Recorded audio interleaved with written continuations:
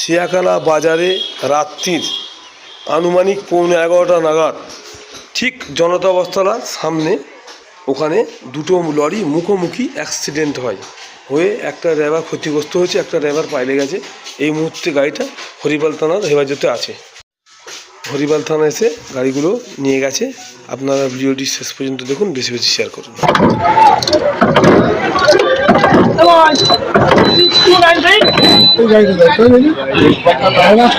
সাইডে যাচ্ছি ঠিকই, আরে আমি চেপে দিয়ে দেবে ওটাকে উঠছে রে।